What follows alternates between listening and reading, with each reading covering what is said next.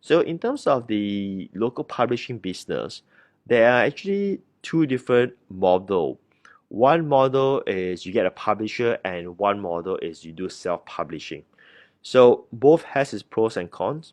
The thing is that if you want a publisher, you got to have a brand, a name, in order for them to publish for you. Why? Simply because a publisher lose money by publishing your book, right? Because they are the one who is paying for the books, right? So let's say you have a publisher. They will say, okay, I'm gonna run for 1,000 copies. So in this case, there's no MOQ, there's no minimum order quantity, because they are the one who is forking out their investment on you, on banking on the fact that your book can sell so that they can make money. So usually in that model, they will even pay the author, like, X amount of thousands as like a fee for owning the rights of the book.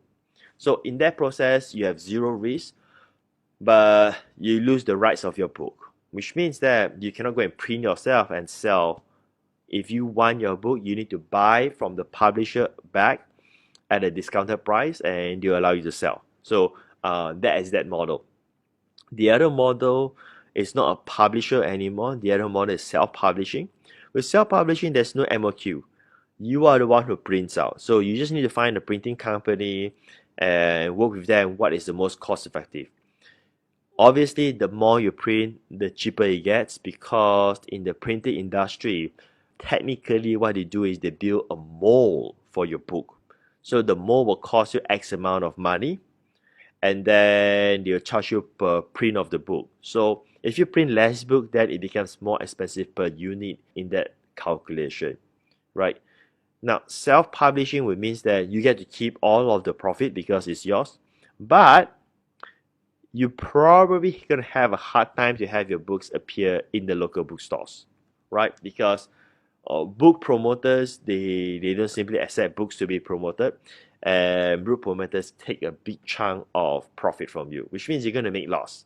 So how do you decide where to go from?